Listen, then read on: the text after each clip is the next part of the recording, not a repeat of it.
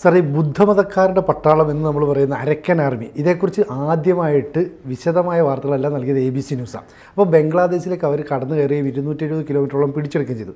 പിന്നീട് മ്യാൻമറിലൊരു പട്ടാള അട്ടിമറിയുടെ മണമൊക്കെ വന്നപ്പോൾ ഈ സേന അങ്ങോട്ട് നീങ്ങുമെന്ന് സൂചന ഉണ്ടായിരുന്നു. ഇപ്പോൾ ബംഗ്ലാദേശിലെ ഈ അരക്കൻ ആർമിയുടെ സ്ഥിതി എന്താ? സിനിജി പറഞ്ഞതിൻ്റെ അകത്ത് ഒരു പെശകുണ്ട്. ബംഗ്ലാദേശിൻ്റെ അകത്ത് 270 കിലോമീറ്റർ കയറിയിട്ടില്ല. അതായത് ബംഗ്ലാദേശിൻ്റെ മൂന്ന് ഭാഗത്തും ഇന്ത്യയാണ് അതിർത്തി. നാലാമത്തെ ഭാഗത്ത് പടിഞ്ഞാറാണ് ഈ മ്യാൻമാറിന്റെ അതിർത്തി. ആ അതിർത്തിയാണ് 270 കിലോമീറ്റർ. ആ അതിർത്തി ഇപ്പൊ അരക്കൻ ആർമിയുടെ കയ്യിലാണ്. ബംഗ്ലാദേശിന്റെ ഉള്ളിലേക്ക് കയറുന്നതിനെ പറ്റിയാണ് ഞാൻ ഇനി സംസാരിക്കാൻ പോകുന്നത്. ബംഗ്ലാദേശിന്റെ ഉള്ളിലേക്ക് ഇപ്പോൾ കയറുന്നതിനുള്ള തടസ്സം എന്താന്ന് വെച്ചാൽ വേറെ ചില കാര്യങ്ങൾ ചെയ്യാനുണ്ട്. അരക്കൻ ആർമി പറയുന്നത് ഇപ്പോൾ ബംഗ്ലാദേശിൽ രോഹിംഗ്യ അഭയാർത്ഥി ക്യാമ്പുകളുണ്ട്. ആ അഭയാർത്ഥി ക്യാമ്പുകളുമായി ബന്ധപ്പെട്ടിട്ട് 11 ജിഹാദി ഗ്രൂപ്പുകൾ ഉണ്ട്. ഈ ജിഹാദി ഗ്രൂപ്പുകളെയാണ് കൈകാര്യം ചെയ്യാനുള്ളത്. ഇപ്പോൾ ഈ ജിഹാദി ഗ്രൂപ്പുകൾ ഈ ഹിന്ദു ഈ ന്യൂനപക്ഷങ്ങളുണ്ടല്ലോ, രോഹിംഗ്യ മുസ്ലിങ്ങളല്ലാത്തവര്, ബുദ്ധിസ്റ്റുകള്, അങ്ങനെ അവരെ അവിടുത്തെ ഈ ന്യൂനപക്ഷ ഗ്രൂപ്പിൽ ക്രൈസ്തവ എന്നൊന്നും അല്ലാത്ത വേറെ കുറെ ആളുകളുണ്ട് കേട്ടോ. വേറെ ആളുകളൊക്കെ ഉണ്ട്. സിഖും ജൈന എന്ന് ഇവിടെ പറയുന്ന പോലെ അല്ലത്. വേറെ ഗോത്രവർഗങ്ങൾ, എത്നിക് ഗ്രൂപ്പുകളൊക്കെ ഉണ്ട് അതിൻ്റെ അകത്ത്. അപ്പോൾ അരക്കൻ ആർമി പറയുന്നത് എന്താണെന്ന് വെച്ചാൽ അങ്ങനത്തെ ന്യൂനപക്ഷ എത്നിക് ഗ്രൂപ്പുകളിൽപ്പെട്ടവരെ, ബുദ്ധിസ്റ്റുകളെയൊക്കെ കുറേ പേരെ ഈ ജിഹാദി ഗ്രൂപ്പുകൾ കൊല്ലുന്നുണ്ട്. ആ കൂട്ടത്തിലെ സ്ത്രീകളെ ഇവർ ഒരുപാട് പേരെ ബലാത്സംഗം ചെയ്തിട്ടുമുണ്ട് ഈ ജിഹാദി ഗ്രൂപ്പുകൾ എന്ന് അരക്കൻ ആർമി പറയുന്നുണ്ട്. ഇപ്പോൾ റഖീൻ എന്ന് പറഞ്ഞ പ്രവിശ്യ മുഴുവനായിട്ടും നിയന്ത്രണം ഏറ്റെടുത്ത് കഴിഞ്ഞു റഖീൻ ആർമി. മറ്റേ പട്ടാള കേന്ദ്രം ഒക്കെ വളഞ്ഞ് ആക്രമിച്ച് കയ്യിലൊക്കെ ആക്കി കഴിഞ്ഞു. ഇപ്പോൾ ജിഹാദി ഗ്രൂപ്പുകൾ എന്താ പറയുക, ബാർബാറിറ്റി, ക്രൂരതകൾ ഒക്കെ അവിടെ കാട്ടിക്കൊണ്ടിരിക്കുന്നുണ്ട് അതിർത്തി പ്രദേശങ്ങളിലൊക്കെ. അവർ അതിർത്തിയിലൊക്കെ ഒരുപാട് കുഴപ്പങ്ങൾ കാണിച്ചുകൊണ്ടിരുന്നു. അതുകൊണ്ടാണ് അതിർത്തി ഇപ്പോൾ രോഹിംഗ്യ വിമുക്തമാക്കിയിരിക്കുന്നത്. അത് തന്നെ വലിയ പ്രക്രിയയായിരുന്നു, കുറച്ച് മാസങ്ങൾ നീണ്ടതാണ്. അതിർത്തിയിൽ ഇവർ സ്ത്രീകളോടും മറ്റുള്ളവരോടും ക്രൂരത കാണിക്കുന്നുണ്ടായിരുന്നു ജിഹാദി ഗ്രൂപ്പുകൾ. അത് രോഹിംഗ്യൻ അഭയാർത്ഥി ക്യാമ്പുമൊക്കെ ആയിട്ട് ബന്ധപ്പെട്ടിട്ടാണ്. ഈ അഭയാർത്ഥി ക്യാമ്പിൽ നിന്നുള്ള യുവാക്കളെ ഈ രോഹിംഗ്യൻ ആർമി അവർ പിടിച്ചുകൊണ്ടുപോയി ട്രെയിൻ ചെയ്ത് ഇറക്കി വിടുന്നൊക്കെ ഉണ്ടായിരുന്നു. മാത്രമല്ല ഇവർക്ക് പട്ടാള ഭരണമാണല്ലോ അവിടെ, ജുണ്ട. പട്ടാള ഭരണവുമായിട്ടും ഈ ജിഹാദി ഗ്രൂപ്പുകൾക്ക് ബന്ധമുണ്ടായിരുന്നു എന്ന് അരക്കൻ ആർമി പറയുന്നുണ്ട്. ഈ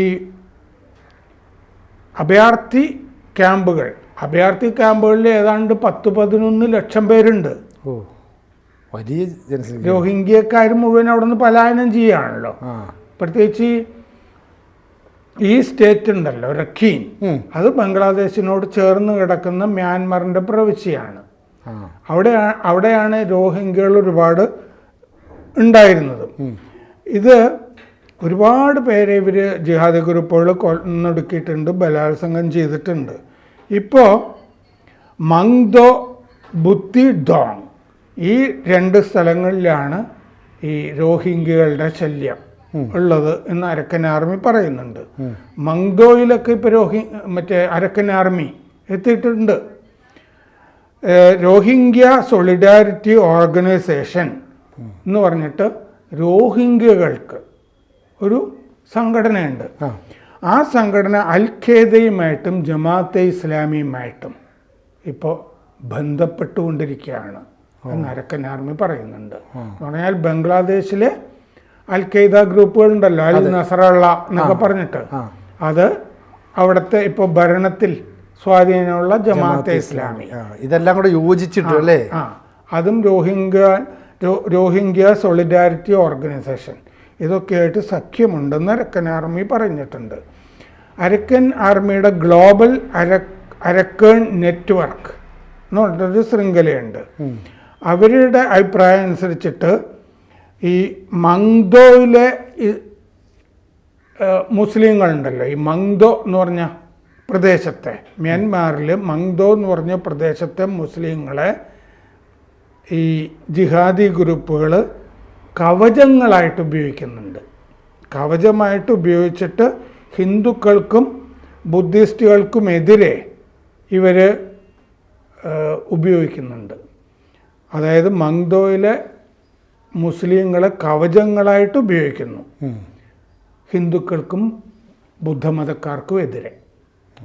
അപ്പോൾ കുറേ കാര്യങ്ങൾ അകത്ത് തന്നെ അരക്കൻ ആർമിക്ക് ചെയ്തു തീർക്കാനുണ്ട്. എന്നിട്ട് ബംഗ്ലാദേശിലേക്ക് ഉള്ളിലേക്ക് കിടക്കുന്ന കാര്യം ആലോചിക്കൂ. അപ്പോൾ ജിഹാദി ഗ്രൂപ്പ് ബംഗ്ലാദേശ് റോഹിംഗ്യ ക്യാമ്പിൽ നിന്ന് യുവാക്കളായ അനാഥന്മാരെ റിക്രൂട്ട് ചെയ്യുന്നുണ്ട്, അവരെ പരിശീലിപ്പിക്കുന്നുണ്ട്. അരക്കൻ ആർമി പറയുന്നത് ബംഗ്ലാദേശ് ഈ ജിഹാദി ഗ്രൂപ്പുകളെ പ്രോത്സാഹിപ്പിക്കുന്നു. എന്നിട്ട് റോഹിംഗ്യ ക്യാമ്പുകളിലേക്ക് ഈ ആക്സസ് കൊടുക്കുന്നു. ക്യാമ്പുകളിൽ പോയി നിങ്ങൾക്ക് ആവശ്യമുള്ള യുവാക്കളെ, ഒന്നാമത് ഈ 11 ലക്ഷം പേരെ തീറ്റിപ്പൂറ്റുക എന്നൊക്കെ പറഞ്ഞാൽ ബംഗ്ലാദേശിന് പ്രശ്നമാണ്. ബംഗ്ലാദേശ് അങ്ങോട്ടൊന്നും ഇടപെടുന്നേയില്ല. ഈ അഭയാർത്ഥി ക്യാമ്പുമൊക്കെ ആയിട്ട് ബന്ധപ്പെട്ട് ജിഹാദി ഗ്രൂപ്പുകൾ പ്രവർത്തിക്കുന്നു, യുവാക്കളെയൊക്കെ കൊണ്ടുപോകുന്നു, പരിശീലിപ്പിക്കുന്നു. ഇത് നേരത്തെ റിപ്പോർട്ടുകൾ ഞാനിത് വായിച്ചിട്ടുള്ളതാണ്. അപ്പോൾ ബംഗ്ലാദേശിൽ ഇപ്പോൾ ഉണ്ടായ ഈ അട്ടിമറിക്ക് ശേഷം അവിടെ ഈ ജിഹാദി ഗ്രൂപ്പുകൾ അവരുടെ പ്രവർത്തനങ്ങൾ കൂട്ടി. എന്നിട്ട് ഈ രക്കീൻ പ്രവിശ്യയിലെ ബുദ്ധമതക്കാർക്കെതിരെ തിരിഞ്ഞിരിക്കുകയാണ് ബംഗ്ലാദേശിൻ്റെ അകത്തുള്ളവർ. ഈ 270 കിലോമീറ്ററാണ് ബംഗ്ലാദേശുമായിട്ടുള്ള രക്കീൻ പ്രവിശ്യയുടെ അതിർത്തി.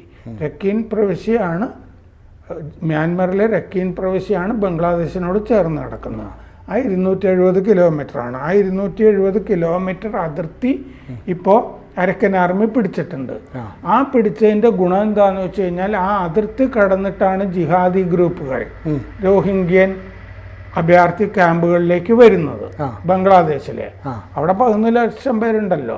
അതിൻ്റെ ഉള്ളിൽ നിന്ന് യുവാക്കളെ റിക്രൂട്ട് ചെയ്തിട്ട് അതിർത്തിക്ക് അപ്പുറത്തേക്ക് കൊണ്ടുപോയിട്ട് അരക്കൻ ആർമിക്കെതിരെ പോരാടുക. ഇതാണ് കുറേ കാര്യങ്ങളായിട്ട് ചെയ്തുകൊണ്ടിരിക്കുന്നത്. ഇതിൻ്റെ അകത്ത് ഇപ്പം നിയന്ത്രണം വന്നു അതിർത്തി പിടിച്ചതോടുകൂടി.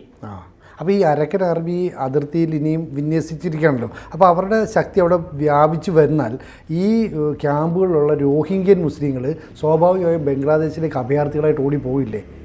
അതായത് ബംഗ്ലാദേശിലെ അഭയാർത്ഥി ക്യാമ്പുകളിൽ 10-11 ലക്ഷം റോഹിംഗ്യകൾ ഉണ്ടെന്ന് ഞാൻ പറഞ്ഞല്ലോ. അതെ. ഈ രക്കീൻ പ്രവിശ്യയിൽ 5,50,000 റോഹിംഗ്യകളാണ് ഉണ്ടായിരുന്നത്. ബാക്കി അവരിപ്പോൾ പലായനം ചെയ്തുകൊണ്ടിരിക്കുകയാണ് ബംഗ്ലാദേശിലേക്ക്. ബംഗ്ലാദേശിൽ നിന്ന് റോഹിംഗ്യകൾ അവിടെ ഭക്ഷണമൊന്നും കിട്ടില്ലല്ലോ. ഇല്ല. അവർ ചെയ്യുന്നത് എന്താണെന്ന് വെച്ചാൽ അതിർത്തി വഴി പശ്ചിമ ബംഗാളിലേക്ക് കിടക്കുക, അസമിലേക്ക് കിടക്കുക. പിന്നെ ഇപ്പോൾ ജമ്മുവിലും ചില NGOകൾ കൊണ്ടുവന്നിട്ടേ ഈ റോഹിംഗ്യകളെ പല സ്ഥലത്തും ഇന്ത്യയിൽ പാർപ്പിക്കുന്നുണ്ട്. ഇപ്പോൾ ജമ്മുവിൽ റോഹിംഗ്യകൾ ഉണ്ടെന്ന് കണ്ടുപിടിച്ചിട്ടുണ്ടല്ലോ. ചില NGOകൾ കൊണ്ടുവന്നിട്ട് അവർക്ക് ആധാർ കാർഡ്, റേഷൻ കാർഡ് ഒക്കെ ഉണ്ടാക്കി കൊടുക്കും. എന്നുവെച്ചാൽ പൗരത്വം മേടിച്ചെടുക്കുക. വ്യാജരേഖകളും ഒക്കെ വെച്ചിട്ട്. എന്നിട്ട് ഇവർ പറയുന്നത് എന്താന്ന് വെച്ചാൽ അവിടെ ജമ്മുവിൽ ഇപ്പോൾ റോഹിംഗ്യകളെ കണ്ടെത്തി പിടികൂടുമ്പോൾ അവർ പറയുന്നത് എന്താണെന്ന് വെച്ചാൽ ഞങ്ങൾ ബീഹാറിൽ നിന്ന് വന്ന മുസ്ലിങ്ങളാണ്, ഞങ്ങൾ മൊറാദാബാദിൽ നിന്ന് വന്നവരാണ്, ഞങ്ങൾ അവിടുന്ന് മ്യാൻമറിൽ നിന്ന് വന്നവരാണെന്നല്ല ഇവർ പറയുന്നത്. പക്ഷെ ഇവർ പിടിക്കപ്പെടും. എന്താണെന്ന് വെച്ചാൽ ഇവർ സംസാരിക്കുന്ന ഭാഷ അത് വേറെ വ്യത്യാസമുണ്ട്. അപ്പോൾ ഈ റോഹിംഗ്യൻ മുസ്ലിങ്ങൾക്കെതിരെ ഒരുപക്ഷെ ഈ മോദി സർക്കാർ ഇനി ശക്തമായ നിലപാടെടുക്കും. ഇപ്പം നിലവിൽ തന്നെ ബംഗ്ലാദേശികളായ കുടിയേറ്റക്കാരെ കണ്ടുപിടിച്ച് അവരെ പുറത്താക്കാൻ നീക്കം നടത്തില്ലേ? ആ കൂട്ടത്തിൽ ഈ റോഹിംഗ്യൻ മുസ്ലിങ്ങളെ കൃത്യമായി കണ്ടുപിടിച്ച് അവരെ പുറത്താക്കി. ഇപ്പോൾ ബംഗ്ലാദേശിൽ തന്നെ അരിയില്ല എന്ന് പറഞ്ഞ് സാറിന് കഴിഞ്ഞ ദിവസം ചർച്ച നടത്തിയപ്പോൾ അവിടുന്ന് വലിയ തോതിൽ അരി കൊണ്ടുപോകും ഇന്ത്യയിൽ നിന്ന്. അപ്പോൾ ഇനി ഈ 50 ലക്ഷം മറ്റേ 50,000 ടൺ അരി നമ്മളോട് ചോദിച്ചിട്ടുണ്ട്. അതെ. അപ്പോൾ ഈ ബംഗ്ലാദേശിലേക്ക് ഈ അഭയാർത്ഥികൾ ഓടിപ്പോകാൻ സാധ്യതയില്ല. അപ്പോൾ പകരം ഈ അസാമിലൂടെയും ബംഗാളിലൂടെയും കൂടെ കടന്നു വന്ന് ഇന്ത്യയിൽ എത്താനായിരിക്കും സാധ്യത അല്ലേ? അത് ബംഗ്ലാദേശിലേക്ക് കടന്നിട്ടും അതിർത്തി കടന്ന് ഇങ്ങോട്ട് വരാമല്ലോ. ത്രിപുരയിലേക്ക് പോവാം, ത്രിപുരയിലേക്ക് പോവാം, ബംഗാളിലേക്ക് പോവാം.